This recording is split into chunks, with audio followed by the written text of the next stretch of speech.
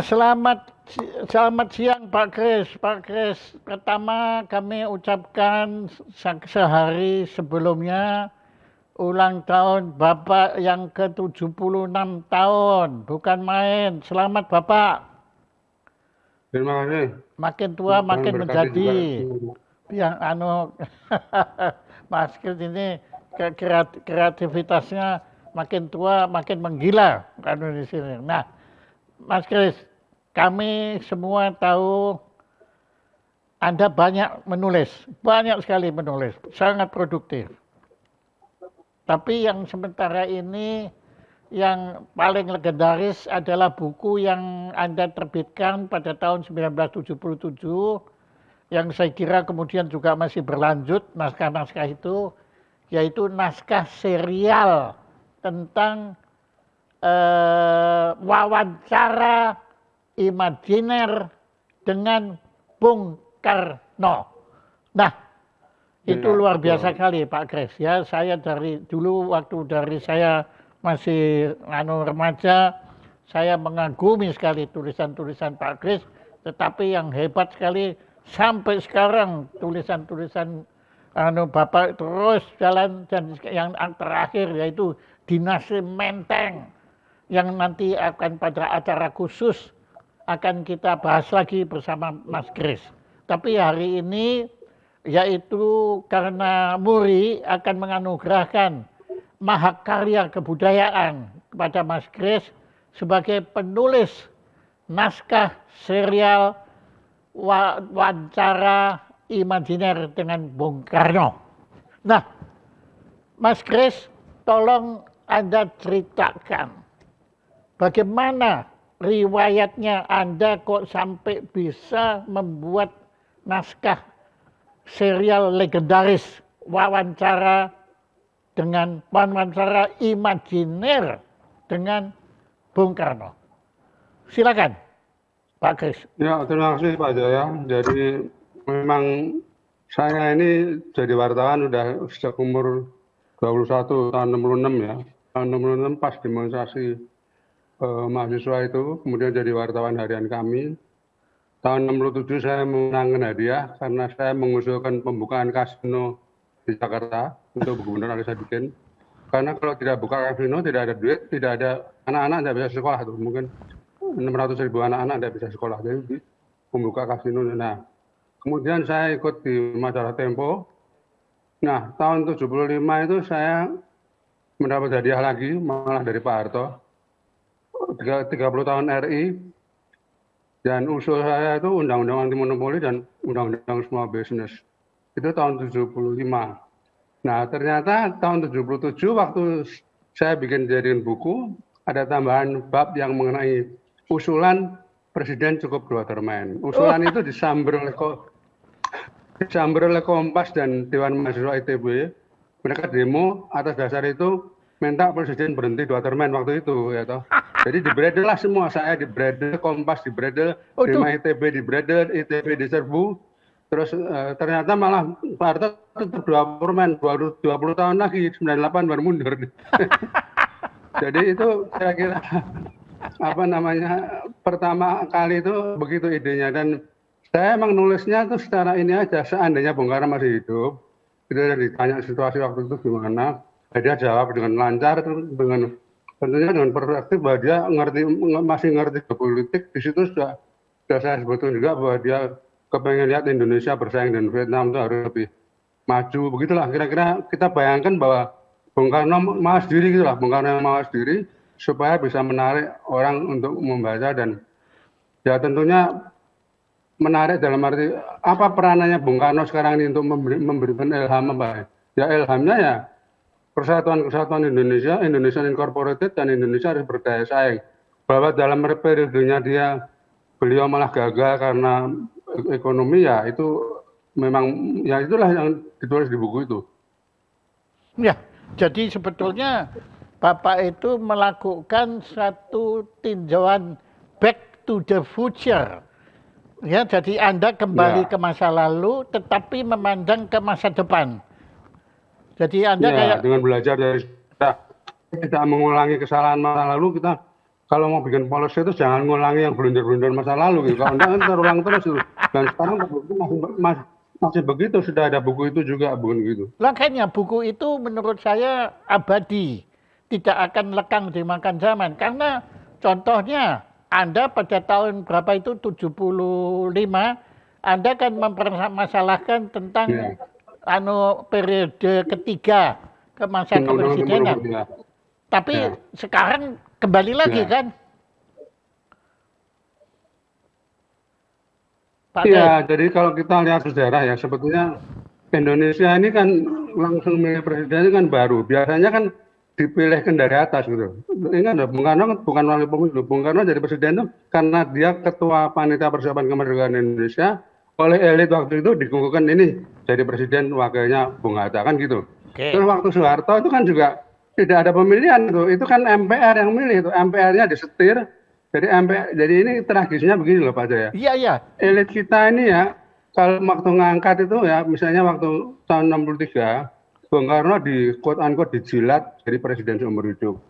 Tapi tahun 65 waktu MPR-nya ganti, MPR-nya kan diganti, MPR-nya dikurangi yang PKI yang kiri, itu juga MPR yang sama yang memecat Bung Karno terus memberikan presiden kedua kepada Soeharto. Jadi selalu terulang tuh elit ini memang waduh bunglon sampai saat terakhir itu bunglon gitu. Itu yang elit harus belajar semua. Ternyata Kasihan nggak, elit-elit kita ini. tapi ternyata tidak belajar ya Pak Kris. Ya itu kan saya sudah bilang bahwa waktu Soeharto naik itu kan dia menangkap 15 menteri. Nah, 11 Maret itu kan dia menangkap 11 menteri. 11 menterinya Bung Karno ditangkap. Setelah itu kabinet diganti sama dia. Nah, dia apa? 15 menterinya dia Mbak Lelo enggak mau ikut dia. Jadi betul-betul tit for tat itu. Hukum karma di politik berlaku itu. Tahun 66 Anda nangkepin menteri, menggulingkan Bung Karno. Tahun 98 Anda digulingkan oleh 15 menteri Anda. Aduh, ya. Nah, Tapi gini ya Pak Kris ya. Ya kalau ngelihat potongannya Bapak itu kan mestinya Bapak itu kan kan bergeraknya di bidang bisnis, begitu kemudian ya jadi konglomerat. Kok Anda memilih jalur menjadi wartawan? Iya, karena itu tadi saya katakan, saya jadi wartawan itu waktu itu ketemu Nono Makarim. Nono Makarim itu punya organisasi namanya IPMI. Nah, IPMI ini bedanya ya, kalau organisasi lain kan Anda ikut, Anda dipelonco, Anda pasti lulus. Kalau IPMI ini enggak, IPMI dikumpulin, kasih ceramah, 2 minggu lagi yuk balik bawa karangan. Karangannya itu harus kelasnya editorial, kalau bukan enggak lulus. Jadi dari 100 yang lamar yang lulus cuma 5 orang. Nah itu saya salah satu yang lulus di bawah Nono Makarim, nah itu. Nah kemudian kan memang terbukti saya waktu ngarang karangan itu, karena konkret juga menang hadiah skuter, menang apa. Saya ngusulkan kasino, maksudnya saya punya saham sepertiga di kasino itu. Jadi, tapi kalau saya dapat saham sepertiga itu nggak jadi konglomerat, nggak jadi PDPI Pak, nggak jadi, karena sudah keenakan jadi bandar. Nah, 67 itu. Jadi Pak Nono Makarim itu ayahnya Menteri Pendidikan yang sekarang ini. Menteri Nadiem ya. Iya, iya. Ya.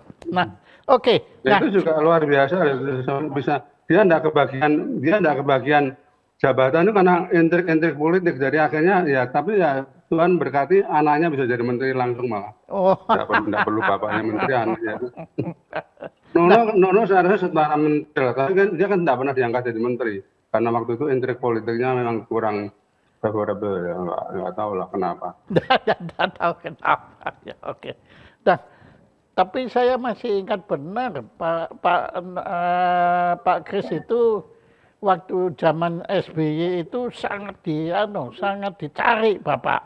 Ya, waktu zaman SBY itu saya tahu benar SBY mencari Anda untuk Anda ikut aktif dalam kegiatan kepemerintahan. Apa yang terjadi waktu zaman SBY itu, Pak Kris? Ya, saya kan pulang 2007, terus tahun 2010 diangkat masuk ikut dalam Komite Ekonomi Nasional, KEN yang diketuai oleh Pak Khairul Tanjung itu. Okay. Jadi KEN itu, nah terus pada tahun 2014 saya ikut dalam Komite Konvensi Partai Demokrat mencari capres, yang hasilnya Pak Dahlan Iskan, tapi kan Demokratnya tidak menang, jadi ya tidak jadi ya, kalah oleh Pak Jokowi. Jadi itu waktu pengalaman sebagai konvensi mencari capres untuk Partai Demokrat tahun 2014. Ya. Nah, sebelum itu pada tahun 2006 itu saya sebenarnya juga sudah memberi bisikan ya. Saya kan waktu itu masih di Washington. Ya. Iya. Tahun 2006 itu saya masih di Washington pas ada musibah bleeding itu loh. Itu juga sudah suatu di buku saya itu bahwa saya sudah hampir lewat itu bleeding di mana di New York Presbyterian Hospital. Waktu itu Pak Edward Surajaya yang Pak di sana pas besuk saya. Oke, jadi 2006 itu terjadi begini Pak. Nah, Indonesia itu sebetulnya atau lebih tepatnya Pak SBY dan Pak SBY sendiri atau SBY JK itu kualitasnya itu layak dapat Nobel perdamaian karena mendamaikan Helsinki itu loh Pak.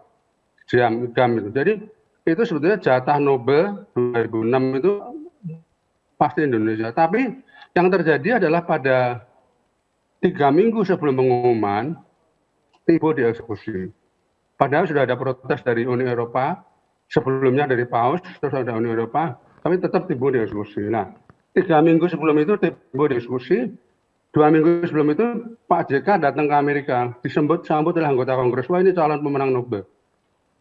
Terus ada yang bilang belum tentu. Nah, ternyata seminggu sebelum pengumuman, Polikarpus dibebaskan, yang terlibat insiden Munir itu loh.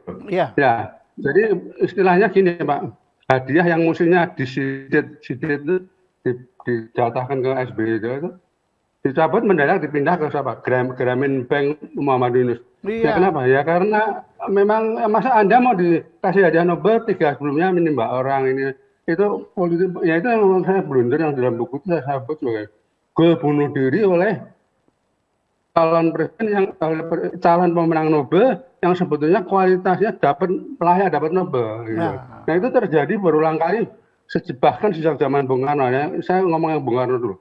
Bung Karno itu tahun 62 kan bisa menang Irian Barat tanpa perang. Tidak jadi perang itu. Sudah hampir perang muntuk-muntuk terjadi perdamaian New York yang di mediatornya Kennedy sehingga terjadilah perdamaian Indonesia Belanda. Irian Barat tidak jadi perang diserahkan ke Indonesia melalui PBB. Nah, tapi kan langsung 63 itu konfrontasi Malaysia gitu loh. Jadi nggak jadi Pak Wawayo, habis perang mau perang lagi gitu loh. Yuk sudah bagus damai sama Belanda ya gitulah. Terus yang ketiga yang Pak Harto, yang kedua dulu Pak Harto ya. Pak Harto itu tahun 92 ketua gerakan non blok tuh. Perdana Menteri Rabin itu rela sowan ke tempat dia, sowan ke Cendana. Sampai Pak Murdiono bilang, Chris aku deg-degan.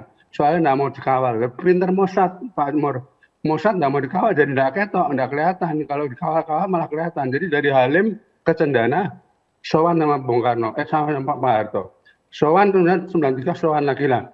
Cuman sayangnya ya entah kenapa Pak Harto kok nggak berani waktu itu kan kalau dia jadi juru damai, dia dapat hadiah Nobel yang trio itu Pak Arafat, Rabin Peres kan dapat hadiah 94 karena 94 terjadi perdamaian Oslo gitu.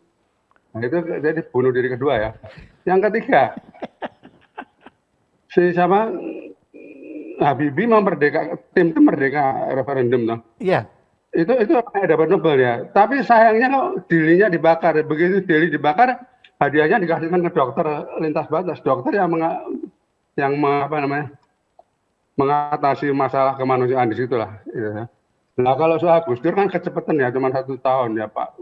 Bu Megawati cuma 3 tahun. Nah yang terakhir yang tadi yang cerita SBY tadi. Jadi memang sayang sekali. Nah sekarang ini terus terang gini Pak Jaya. Saya sudah bolak-balik mengusulkan ke Presiden langsung, ke Menteri saya. Ini kalau Indonesia ya tidak mau cepat-cepat jadi juru damai, akan hilang momentumnya. Kalau Arab Israelnya sudah berdamai ya nggak perlu lagi Indonesia, atau Indonesia tidak akan bisa berperanan. Padahal Indonesia itu dari 56 sudah berperanan dari juru damai.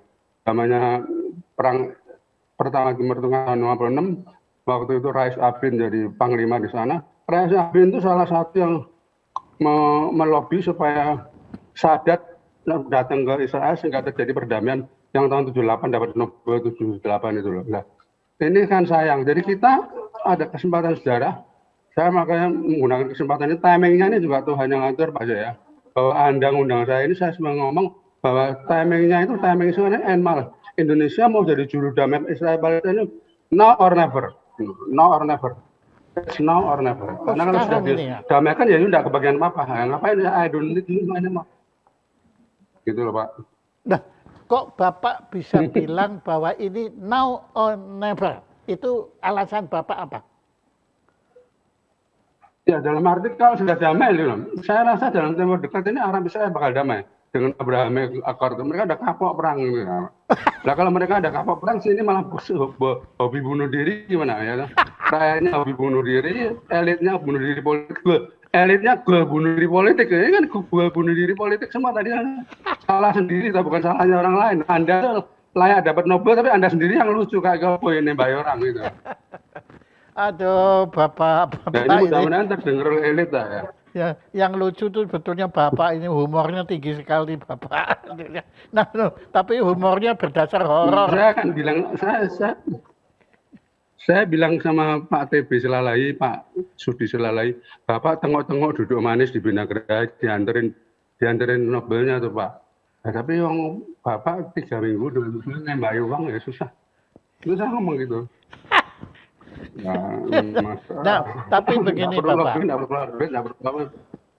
Menurut saya, Bapak itu memang punya suatu kesaktian. Yaitu Bapak bisa membaca peta politik ini itu dengan kacamata yang jelas sekali dan jernih sekali. Nah itu Bapak itu memang berbakat atau Bapak belajar dari pengalaman?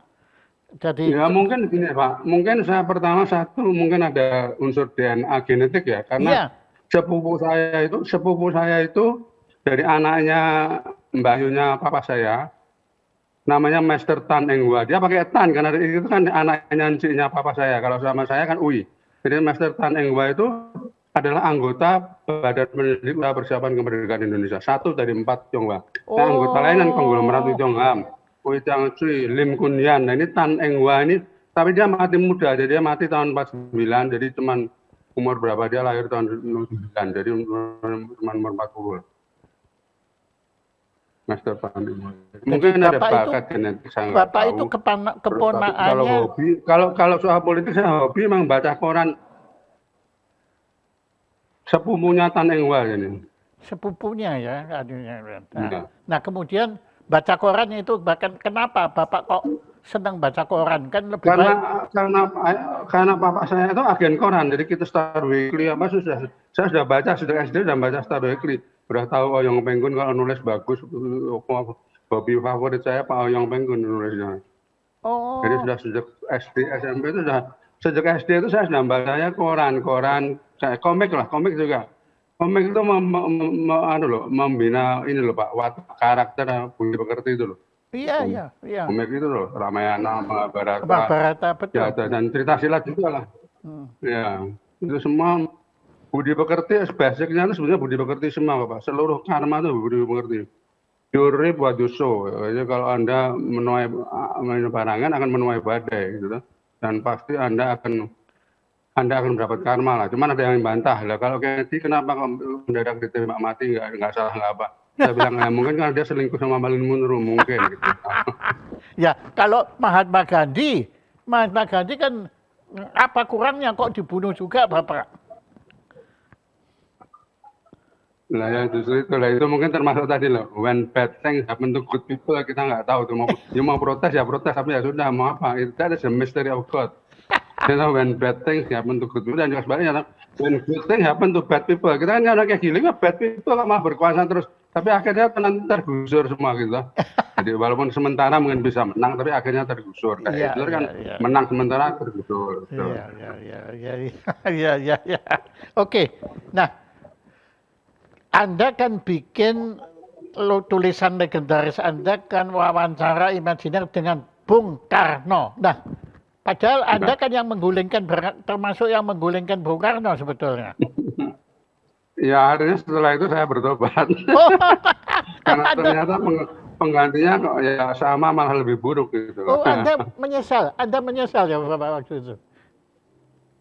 Ya, tapi sejarah kan nggak bisa diulang, Pak. Buku saya yang terbaru ini saya tulis seandainya ini. Seandainya ya sudah seandainya ya susah. Tapi begini, mungkin prosesnya emang harus melalui itu.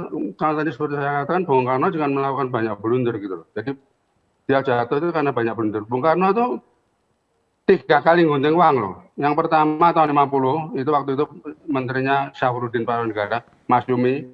Tahun 59, duit 1000 dijadikan cepek, gopek jadi gocap. Itu menterinya Sunoto Hamibrojo sama si Juanda. Gitu. Gubernur BI-nya Lukman Hakim berhenti, nggak protes karena dia nggak diajak.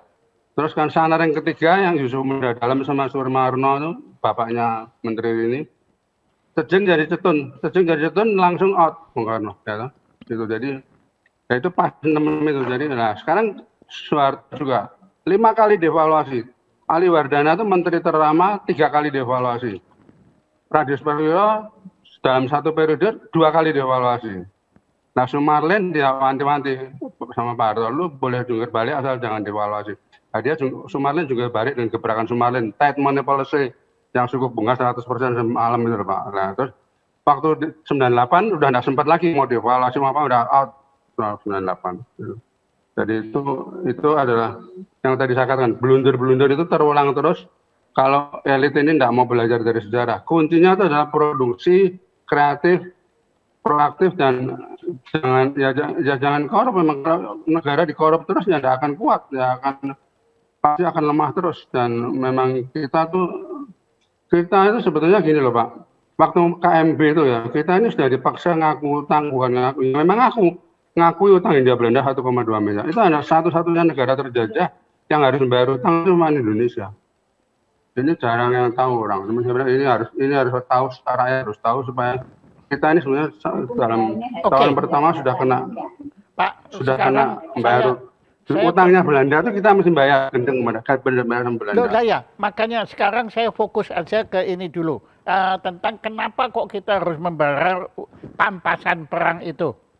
Nah, Bapak kan bilang kita jangan sampai mengulang itu. Nah, Bapak itu sejarahnya bagaimana kok kita bisa demikian goblok sampai mau suruh teken bahwa kita akan bayar pampasan perang. Monggo. Nah itu kan sampai 4 tahun perang tuh Pak. Perang kemerdekaan kan 45 sampai 49. Lah, perangnya itu juga karena antara perdana. Nah itu kan perebutan jabatan di atas. Jadi di zaman dulu juga sudah ada gini loh. Pak Jaya kok hebat ya, Pak Jaya ini goblok, Pak Jaya ini. Jadi diciptakan begitu sehingga pertama kali itu kabinet pertama itu presiden menangkap Perdana Menteri Bung Karno. Terus diisukan bahwa Bung Karno itu kolaborator Jepang lah, Romusa lah, apa-apa. Akhirnya Bung Karno bilang, oke lah udah capek bikin maklumat Wapres nomor X itu, sistem presidensial diganti parlementer. Ganti parlementer, kabinetnya ganti PM Syahrir. PM Syahrir baru duduk udah ditulis sama Tan Malaka. Bahwa dia ini, wah ini kalau berunding payah nih, Syahrir ini kompromi sama Belanda, gua duduk pasti hebat. Saya Tan Syahrir digulingkan, habis digulingkan ganti Amir Syarifuddin. Amir Syarifuddin berunding, lebih membeli lagi berundingnya. Terus pada perundingan keempat sudah capek semua, Amerika juga langsung udah diblutik ke Amerika. Kan Hatta sudah memimpin penempasan PKI Madiun. Jadi terus Amerika udah lah, pokoknya lu tekan aja, ntar gua kasih duit lu, ntar gua bantu lu. Jadi begitu toh. Udah, jadi udah gitu. Jadi Amerika kan pakai Marshall Plan, Amerika bilang udahlah, you are what you are. Ya. Franklin Graham tuh ucapannya terkenal tuh you are what you are. You kalau udah ya. Tapi akhirnya jadi itu nasib kita ini adalah bangsa terjajah yang bayar utangnya penjajah, terus gendeng betul-betul gendeng itu. Nah, itu berarti itu salahnya elit tahun 45 49 itu. Kenapa berantem sendiri kan enggak rela. Oh, kenapa Jaya yang maju, kenapa bukan gua, kenapa gitu loh. Itu intinya begitu Pak. Ya tapi itu ya sekarang juga terjadi kan Bapak. Nah justru itu berarti enggak mudah bodohnya dari tahun 45. Ya udah. Aduh. Ya, oke. Ya enggak lah, kita harus optimis bahwa ini Pak Jokowi ini luar biasa. Ini hari ini makanya saya bilang, saya kirim beberapa slide tadi. Coba Anda bayangkan, ini sekarang 45 tahun Taman Mini, dia ada berani yang ambil alih. Kemudian dia bikin putusan juga akan meninjau kembali PLBI. Ini memang luar biasa. Ini betul-betul dinasti Solo ini memang adalah ini menteng modern yang baru nih. Jadi Pak Jokowi ini betul-betul dan Neo Pakubuwono Solo Wah, yang akan merantasi masalah Indonesia ini. nah, Betul-betul gitu. Bapak Luar tadi kan biasa. nyebut Taman Mini, ya. Betul. Lah, menurut Bapak Nah, keputusan Taman Mini itu bagaimana, Bapak? Menurut saya, Bapak, monggo, pendapat Bapak. gini loh Pak, PDB itu dulu pernah bikin buku, atau selalu bikin buku yang namanya BUMN. Nah, saya di situ mempelesetkan begini, ada badan usaha milik negara, itu BUMN yang benar. Ada lagi badan usaha pemilik negara. Nah, itu anaknya keluarga elit. Keluarga elit jadi dapat BU, pakai P kecil MN, itu tapi mengalahkan BUMN asli gitu loh. Jadi BUMN aslinya malah jadi sapi perah. Menjadi sapi perah dari BU pemilik negara. Jadi beda antara negara. Ini sekarang kita harus menjernihkan Pak. Ini tidak boleh lagi leta semua. Negara adalah saya. Negara ya negara, pemerintah ya pemerintah, presiden ya presiden, menteri ya menteri, kabinet ya kabinet. Semua harus tuntas dibicarakan dan dituntaskan transparan supaya tidak terjadi tidak jelas lagi ini miliknya siapa, milik negara, milik pemerintah, milik pemilik negara, milik itu kan jadi ke atas bawah semua. Jadi akhirnya terjadilah ini sekarang ini pembukaan tidak jelas toh. Dan juga ada gugatan dari swasta Singapura mengenai kepada keluarga cendana loh gugatan. Jadi semuanya bertumpuk-tumpuk, keluarlah putusan presiden hari ini juga akan meninjau kembali semua yang diperhitungkan di waktu BNB itu. Pasti mau dihitung semua gitu. Nah, mungkin nanti akan ada kompromi lah, udahlah ya sudah bayar tebusan gitulah, tebusan. Saya rasa akan ke situ lah, karena tidak bisa kita perang terus mengenai BNB itu, tidak selesai ya, terus ke depan gimana gitu. Nah, tadi juga barusan ada data yang masuk dari Eri Seli Bandaro itu nulis, dia bilang, "Lawang rakyat Indonesia itu yang bayar pajak cuma 5%, 95% itu parasit, tergantung dari negara, matilah negara kalau gitu." Nah, sekarang kesempatan bahwa wajib pajak itu harus betul-betul menjadi warga negara terhormat, bangga, dan harus betul-betul membiayai supaya negara ini maju. Indonesia Incorporated, semangat itu yang harus digalakkan. Nah, ini nanti kita bikin program-program ini terus Pak, untuk mendetail, menjabarkan gitu loh. Kalau enggak, kalau cuma bla bla bla bla juga nanti bla bla bla terus. Terima kasih. Ya, oke, Pak. Ini maaf sekali, saya sebetulnya mau ngobrol Bapak ini kalau perlu seminggu, anunya ya, karena Bapak ini nggak habis-habis. Kalau ditanya apa bisa aja jawab terus ya, anunya. Nah, begini Pak, karena waktu yang membatasi, kami karena sebentar lagi Pak Yudi Latif akan gabung dengan kita. Nah, sebetulnya begini, ini Pak Kristianto dari Museum Rekor Dunia Indonesia itu ada piagam Mahakarya Kebudayaan. Penghargaan dulu tahun berapa tuh udah dapat juga tuh ya Pak ya. Saya pernah dapat loh tahun berapa tuh dari Muri juga. Iya, tapi ini 22. lain. Ini lain lagi Bapak. Ini Mahakarya Kebudayaan. Ini dianugerahkan atas sebagai penulis serial naskah wawancara imajiner Bung Karno. Ini di dunia nggak ada, satu-satunya ya ada ini.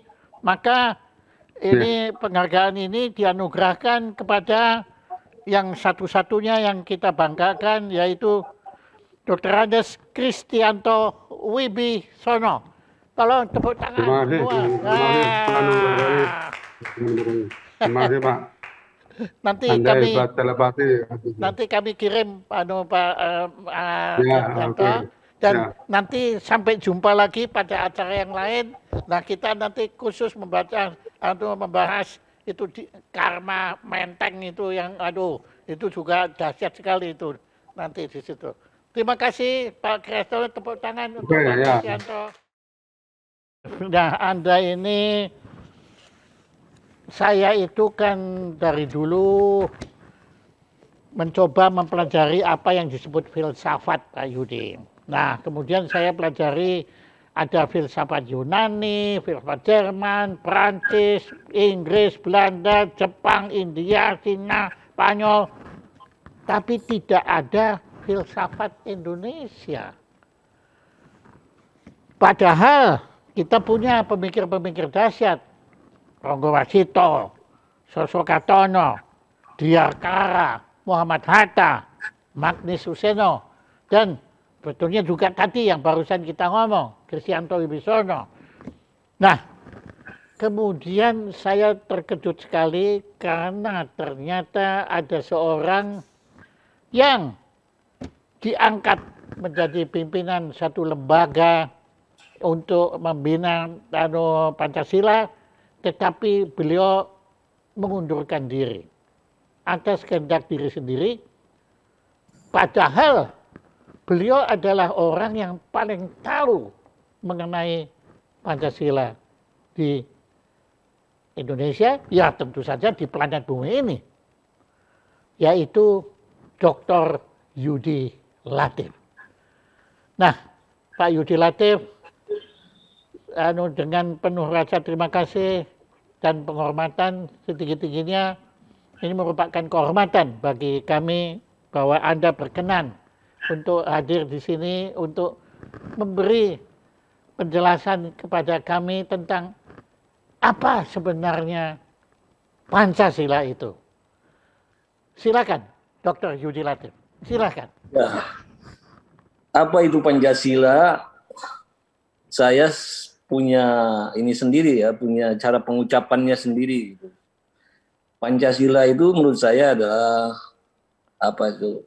Semacam titik temu, titik tumpu, dan titik tuju kita sebagai bangsa yang majemuk. Ya.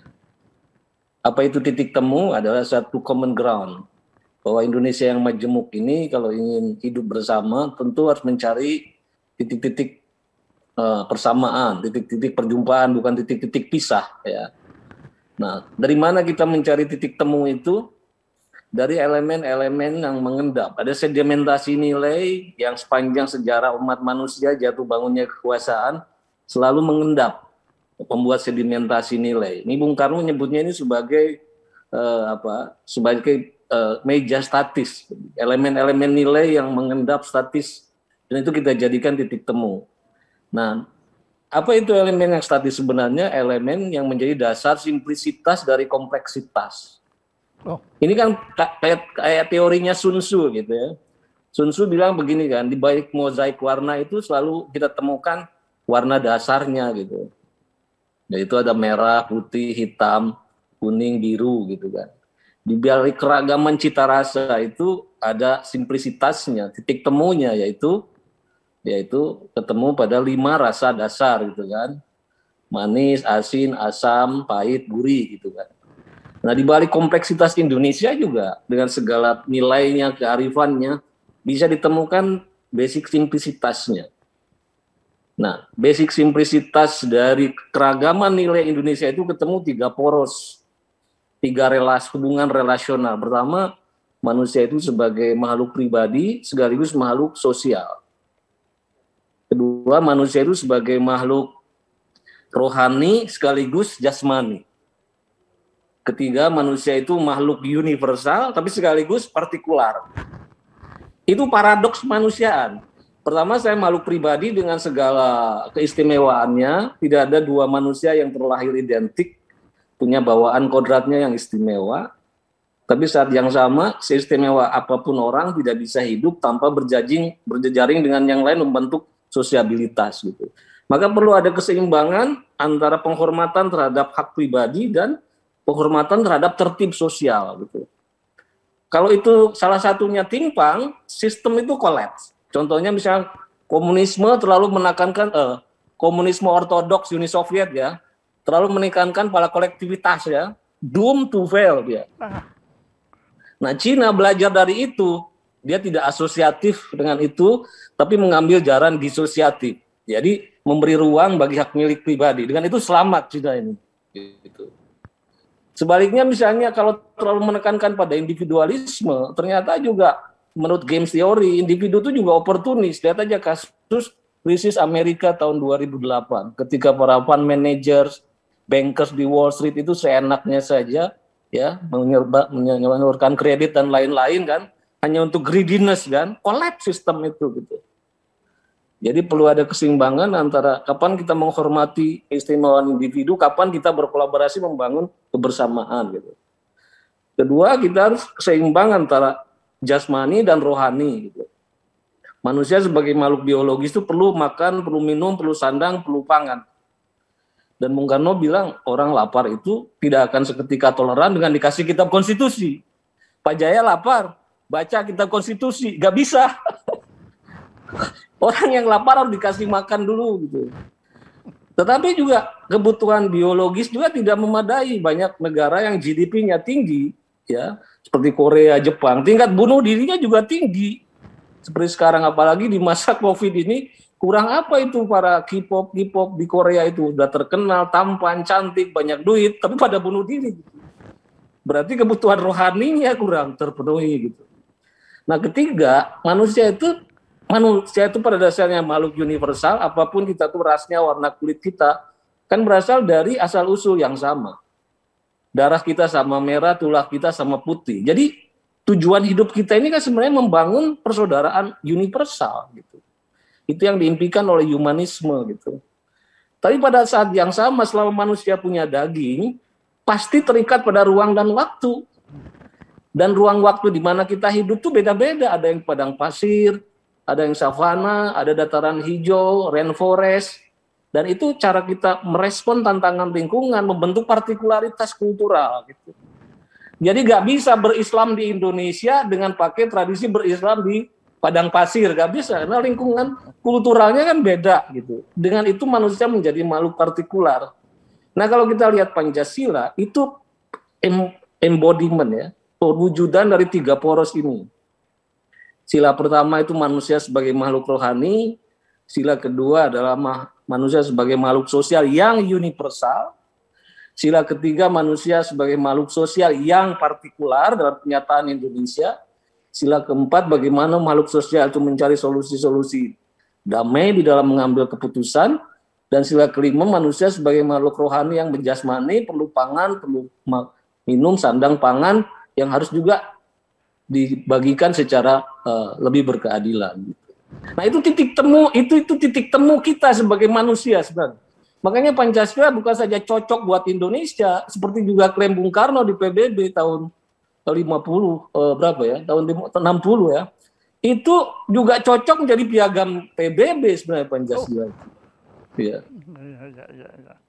Nah, kemudian Pancasila sebagai titik temu itu kita jadikan titik pijak, titik tumpu, jadi dasar. Ya, fundamen sistem berpikir yang sedalam-dalamnya, di mana hukum, peraturan, ideologi, seluruhnya didasarkan pada nilai-nilai Pancasila tadi. Dan terakhir, nilai-nilai Pancasila yang sudah kita jadikan titik temu, titik tumpu, sekaligus menjadi titik imajinasi, titik tuju kemana bangsa ini harus diarahkan gitu. Jadi kurang lebih Pancasila menjadi dasar ontologi, epistemologi, sekaligus aksiologi kita sebagai dalam kehidupan berbangsa. Itulah kenapa dia disebut sebagai filsafat. Nah, gitu. Itu dia. Nah, saya kan mengikuti tulisan-tulisan Bapak setiap hari itu. Nah, kalau saya lihat, ya ini mohon maaf kalau saya keliru, karena ini kan tafsir saya dengan subjektif saya. Jadi Bapak itu sebetulnya seorang stoik. Sama seperti Marcus Aurelius, sama seperti para sufi. Dan ya karena Bapak itu selalu menguasai Dasein, tetapi Bapak tidak berhenti pada Dasein. Bapak selalu mencari Das Sollen. Nah, itu yang membuat saya itu di samping kagum, saya bangga sekali. Karena Bapak benar-benar membedakan diri dari para pemikir Yunani, Jerman, yang lain-lain yang lebih banyak berkutat pada Dasein. Mereka kalau suruh jelaskan Dasein, pintar. Tapi kalau Bapak, saya merasakan ada getaran sukma kejawen. Yaitu Bapak mencari kesempurnaan. Karena Bapak sadar bahwa hidup ini manusia tidak sempurna. Tapi Bapak mencari kesempurnaan itu. Nah, itulah yang membuat saya mengagumi Bapak ya di situ, dan saya juga makanya dalam kesempatan ini saya bertanya kepada Bapak sebagai orang yang saya nilai, ya, apakah penilaian saya itu keliru atau benar? Silakan. Iya, mungkin kadang-kadang terlalu apa ya? Mungkin Pak Jaya terlalu memandang saya terlalu berlebihan mungkin. Tapi pada kenyataannya saya ini kan seorang pembelajar aja gitu. Saya memasuki Pancasila itu dengan kepala kosong boleh dibilang. Jadi bagi saya menulis Pancasila itu semacam juga proses penemuan diri sendiri ya, historical self invention gitu. Manunggaling kawula Gusti. Iya, bukan tidak memiliki kemewahan misalnya seperti katakanlah keluarga Bung Karno ketika terlahir dia sudah punya trah dan sudah punya asosiasi orang ini adalah di mana ini pewaris pikiran Bung Karno gitu kan enggak. Kalau saya kan datang sebagai pengumpul ya. Pengumpul dan pengepul. Pemulung dari seseorang yang tadinya datang dari keluarga keagamaan yang ketat gitu kan. Bapak dilahirkan di mana Bapak? Saya lahir di Sukabumi, memang dari keluarga yang gado-gado juga. Oh, dari pihak ibu itu dari keluarga PNI. Karena dulu ayah saya itu sekolah Belanda di Quack School, sekolah guru ya. Tapi oleh karena itu jalur agamanya mengikuti Soekarno. Soekarno kan Muhammadiyah. Sedangkan dari pihak bapak itu dari keluarga pesantren. Makanya jalurnya Nahdlatul Ulama gitu. Jadi ini perjumpaan dua ideologi dan dua aliran agama ini pada diri saya. Dari pihak ibu nasionalis, dari pihak bapak ini Islamis lah gitu. Islamnya juga satu Muhammadiyah, satu NU gitu. Tapi kemudian saya kan dikirim ke Pondok Modern Gontor. Oh, Gontor, Bapak. Gontor tuh menarik karena positioningnya itu apa ya? Semacam titik antara ya. Karena orang dari aliran apapun boleh masuk gitu. Dan kita diajarkan kalau yang jadi imam tuh dari NU, kita juga harus ikut bacaan-bacaan NU gitu. Kalau yang imam Muhammadiyah kita juga harus ikut. Jadi slogannya berdiri di atas untuk semua golongan gitu. Nah, itu proses awal saya mengalami apa ya, semacam perluasan imajinasi dari lingkungan pedesaan yang notabene tradisinya NU, memasuki Gontor mulai menghargai keragaman di dalam internal keislaman itu sendiri. Nah, setelah dari Gontor saya ke Bandung, kemudian waktu itu era-eranya kelompok-kelompok diskusi, era-eranya muncul LSM, NGO kayak misalnya kayak ada LBH dan lain-lain terlibat dalam aktivis mahasiswa, teater, kampus. Kita terekspos ke dalam begitu banyak pemikiran, mulai dari pemikiran New Left, teori-teori dependensi Amerika Latin, teologi pembebasan Katolik. Itu horizon saya jadi mulai lagi terbuka. Relasi saya bukannya sesama Islam, tapi mulai bisa berdialog dengan pikiran-pikiran yang beda. Ideologi-ideologi yang berseberangan gitu. Saya bisa mulai mengapresiasi perjumpaan-perjumpaan dengan keragaman itu. Jadi mulai agak katup imajinasi saya lebih lebar.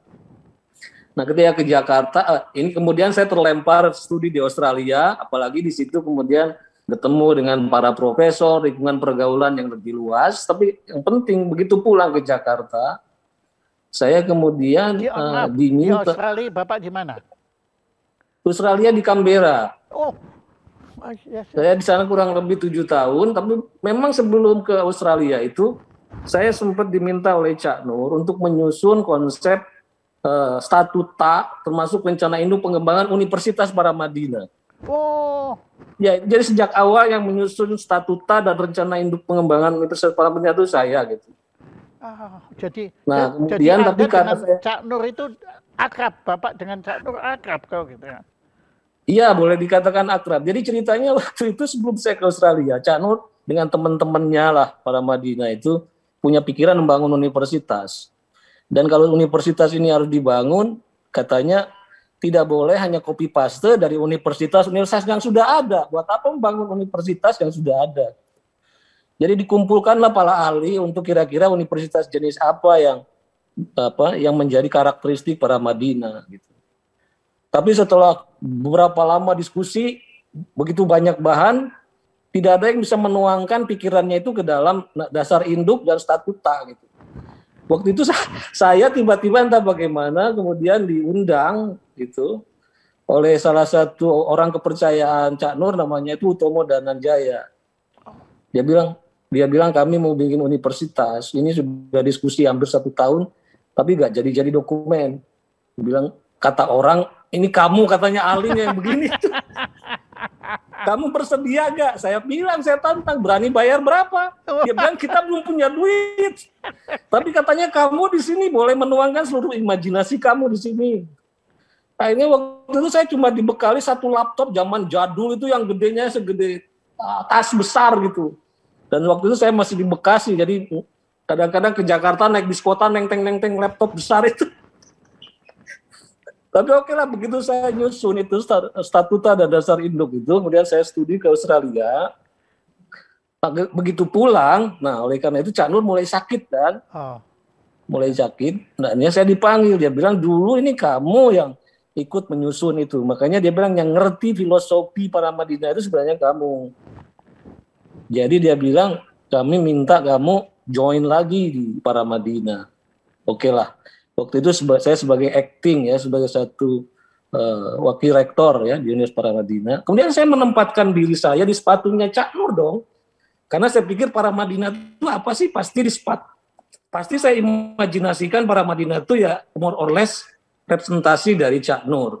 Lalu saya punya sifat, saya menempatkan coba diri saya di sepatu Cak Nur. Cak Nur itu dipandang orang tuh apa?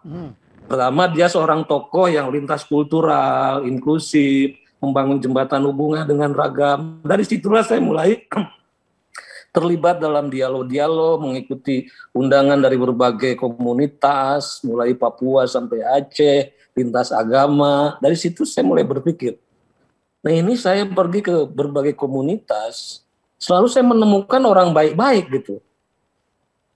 Kalau orang baik-baik ini harus dipersatukan dengan cara apa gitu? Dipersatukan dengan agama kan nggak mungkin, karena agama kita kan beda-beda. Dipersatukan dengan jalan etnis juga nggak mungkin, karena etnis kita kan beda-beda. Jadi yang bisa mempersatukan orang baik-baik di Indonesia itu apa? Ya nggak usah cari-cari, yaitu adalah kebangsaan berdasarkan Pancasila gitu.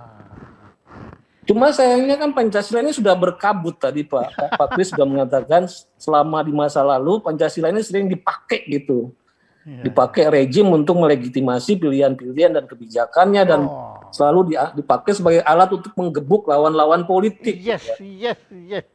Jadi banyak stigma berkabut tuh Pancasila itu. Jadi saya pikir kalau Pancasila dihidupkan, kita harus membuat tanda baru tuh di persimpangan jalan. Pancasila sesuatu yang beda, bukan hanya satu interpretasi yang kaku dan mati dari negara yang dipaksakan pada masyarakat, tapi sesuatu proses penggalian yang tumbuh dari berbagai kearifan itu kita sulam, kita suling, dan kita satukan ulang dalam satu proses rekonstruksi gitu.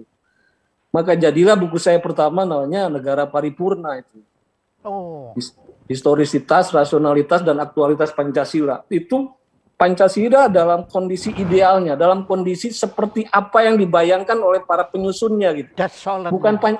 Bukan Pancasila yang sudah dipraktekkan dengan segala lumpurnya gitu. Makanya saya dalam menulis Negara Paripurna itu hanya dari bahan-bahan proceeding DPUPK, PPKI, dan tidak memasukkan Pancasila setelah tahun-tahun 50-an itu. Jadi ideal type-nya kalau pakai Weber itu. Pikiran ideal Pancasila yang dibayangkan oleh para pendiri bangsa seperti diperdebatkan, didiskusikan dalam berbagai forum sampai ke BPUPK itu saya rekonstruksi ulang sila-silanya, perdebatannya seperti apa, sintesisnya seperti apa. Nah, kemudian supaya itu make sense, artinya karena ada pikiran ini kan Pancasila itu bisa-bisanya aja gitu. Saya coba komparasikan dengan teori-teori yang berkembang di dunia gitu.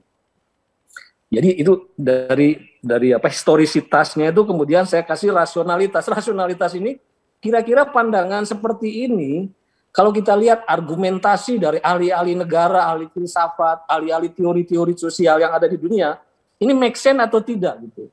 Jadi how to make sense Pancasila itu dengan berbagai teori secara komparatif gitu.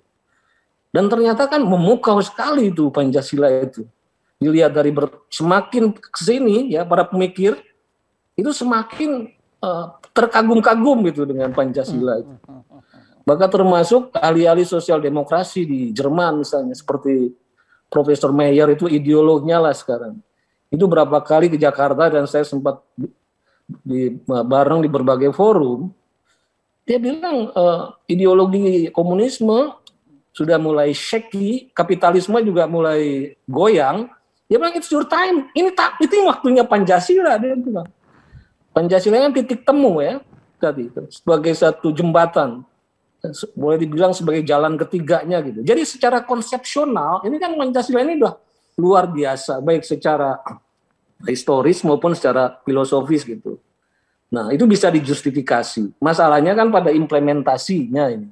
Yes. Bagaimana implementasi supaya gagasan secara konseptual luar biasa ini dalam operasionalisasinya itu kan tidak semudah membalik telapak tangan. Tadi Mas Kris kan sudah menunjukkan sejumlah fakta tentang kenyataan jarak lebar antara idealitas dan realitas Pancasila.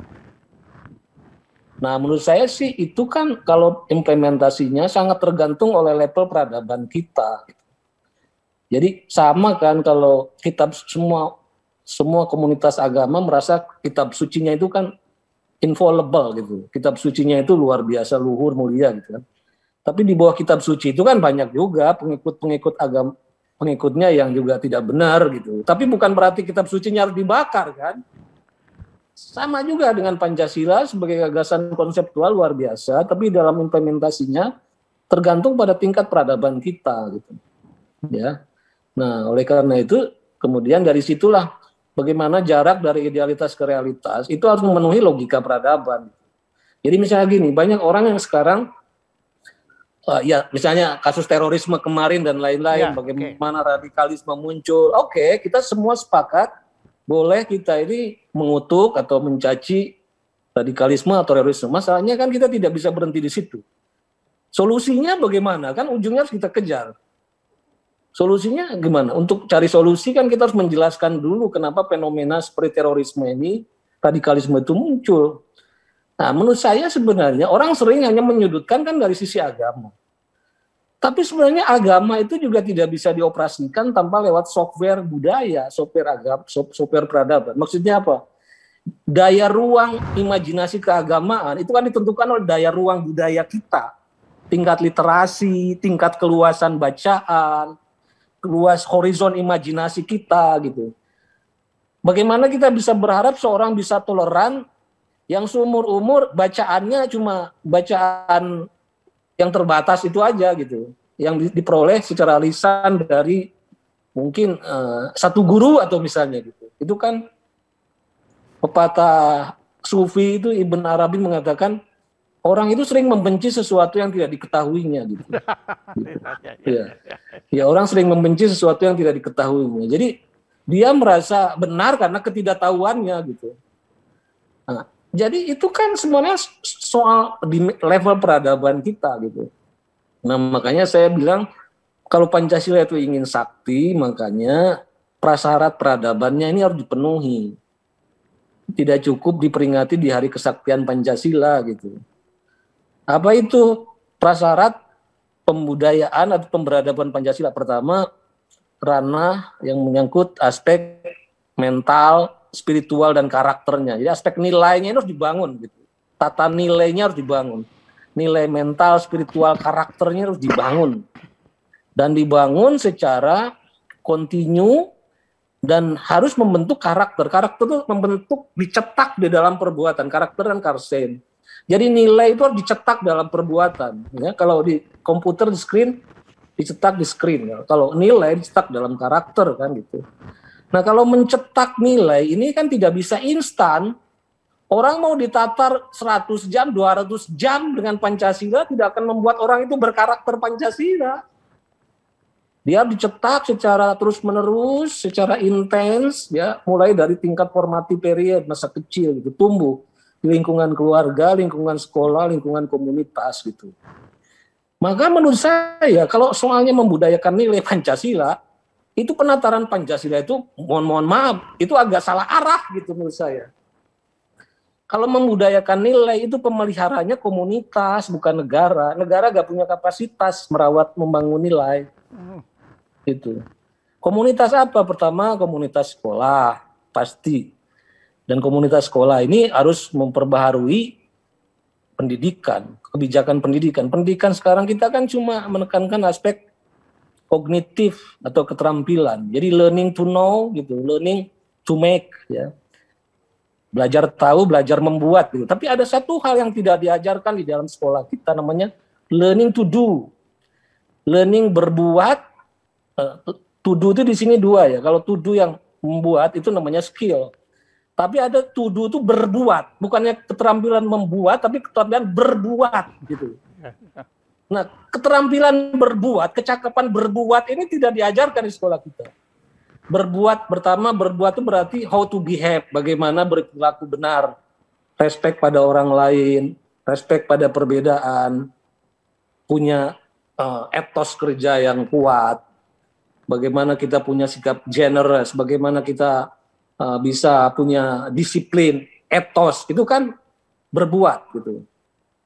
Kedua, kecakapan memilih. Nah ini penting. Banyak di antara kita nggak cakap memilih, termasuk memilih pemimpin, karena tidak diajarkan gitu. Memilih, kecakapan memilih di sini, memilih apakah saya kaya dengan jalan korupsi, atau saya harus memilih biar nggak kaya tapi apa yang saya peroleh itu penuh dignity gitu. Itu kan memilih gitu. Kemudian kecakapan untuk men-set goal, mengeset moral purpose, ya, tujuan moral dari hidup itu apa, termasuk tujuan negara ini apa. Itu setting the goals itu kecakapan berbuat itu, menyusun.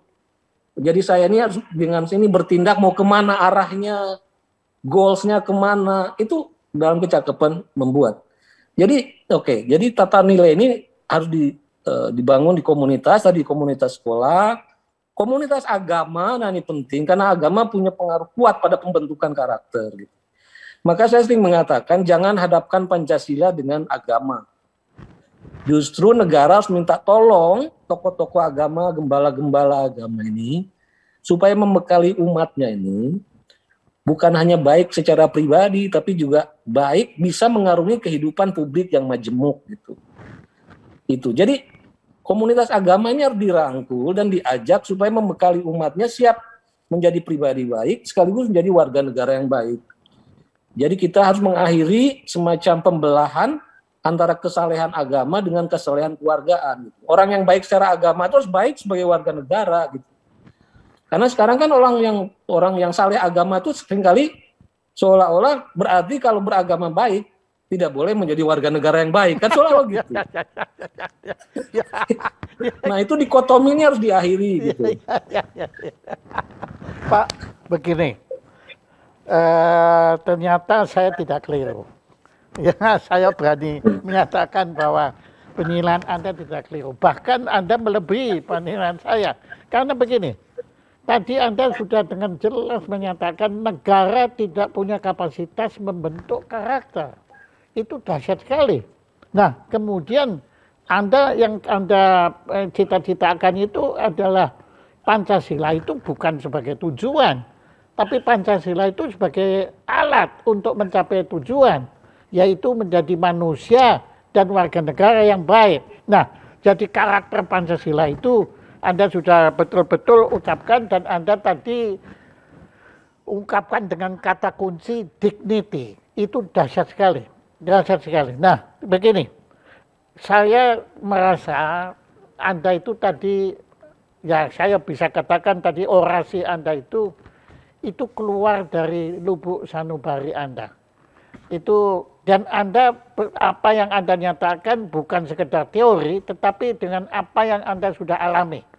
Karena yang saya tidak pernah berhenti mengagumi Bapak itu adalah Anda punya satu jabatan yang sangat-sangat terhormat, ya. Nah, juga kalau mau ngomong mengenai segi jasmaninya juga menjadi sumber nafkah yang cukup berarti, tetapi karena tidak sesuai dengan nurani Anda atau apalah saya nggak mengerti, tetapi Anda dengan sukarela mengundurkan diri itu luar biasa sekali. Dan di situ saya melihat bahwa Anda sudah mewujudkan Pancasila itu pada sikap dan perilaku Anda. Jadi bukan lagi berhenti pada karakter, tapi sudah menjadi sikap dan perilaku. Nah, kalau sudah sikap dan perilaku, kami tidak bisa membantah lagi. Maka Bapak Yudi Latif yang kami hormati, kami tidak punya apa-apa. Kami hanya punya satu lembaga yang tujuannya adalah memberi penghargaan dan penghormatan pada putra-putri terbaik bangsa Indonesia ini. Makanya ini adalah Mahakarya Kebudayaan Museum Rekor Dunia Indonesia itu menganugerahkan anugerah Mahakarya Kebudayaan atas Mahakarya Kebudayaan sebagai penulis serial naskah tafsir Pancasila. Waduh. Ini mudah-mudahan itu tidak berlebihan ya, tapi terima kasih anyway, satu penghormatan bagi saya dapat penghargaan dari Muri ini. Waduh. Semoga ini bukan kenyataan deskriptif ya, maksudnya, tapi ini in potensia, in becoming ya. Jadi saya ngeri sekali kalau dideskripsikan saya manusia Pancasilais. In potensia ya, in process of becoming. In potensia. Memang tujuannya ini menyandera Anda supaya Anda terus melangkah maju. Karena nggak mungkin berakhir, Bapak, itu yang Bapak lakukan kan nggak mungkin berakhir. Itu akan terus langkah maju terus ya. Anda dengan menulis ya, ini saya sengaja tulis ini karena kalau bicara itu kan abstrak Bapak, tapi kalau menulis ini kan jelas sekali anunya ada kan, naskahnya itu ada, dan saya perhatikan setiap hari Anda tuh menulis itu serial naskah tafsir Pancasila, dan ini luar biasa sekali. Maka tepuk tangan untuk Dr. Yudi Latif. Terima kasih. Demikian. Terima kasih Pak Jaya. Pak Yudi Latif dan Pak Kristanto Wibisono, terima kasih sekali. Anda memberi kehormatan kepada kita semua, dan kita banyak belajar dari Anda berdua tentang bagaimana menjadi warga negara Indonesia yang baik. Terima kasih. Merdeka.